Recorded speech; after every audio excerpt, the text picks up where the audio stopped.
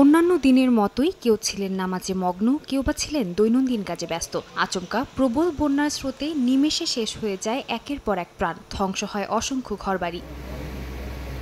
পাকিস্তানের খাইবার পাখতুনখোয়া প্রদেশের বুনের জেলার বেসন্ত্রী গ্রামের বাসিন্দারা জানান, পরিস্থিতি এতটাই ভয়াবহ ছিল যে দাফন জানাজার জন্য গ্রামে কাউকে খুঁজে পাওয়া যায়নি। পাশের গ্রামের মানুষ এসে সহায়তা করেছেন। তারা জানান, প্রায় প্রতিটি পরিবারেই রয়েছে হতাহতের খবর।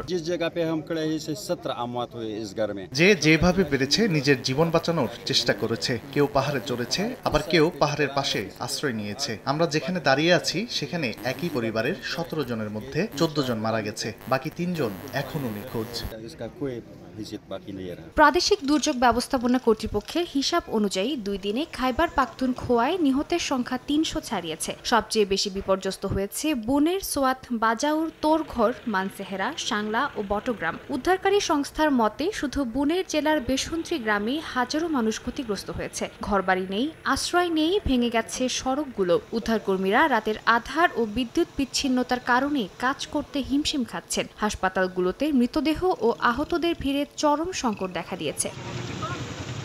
প্রাদেশিক সরকার এর মধ্যে জরুরি ত্রাণ কার্যক্রম চালু করেছে। ক্ষতিগ্রস্ত জেলাগুলোর জন্য বরাদ্দ করা হয়েছে 50 কোটি রুপি। শুধু বুনের জেলাতেই 15 কোটি বরাদ্দ দেওয়া হয়েছে। হেলিকপ্টারে ত্রাণ সামগ্রী পাঠানো হচ্ছে দুর্গম এলাকায়। তবে স্থানীয়দের মতে ক্ষয়ক্ষতির তুলনায় সরকারি সহায়তা এখনও অপর্যাপ্ত।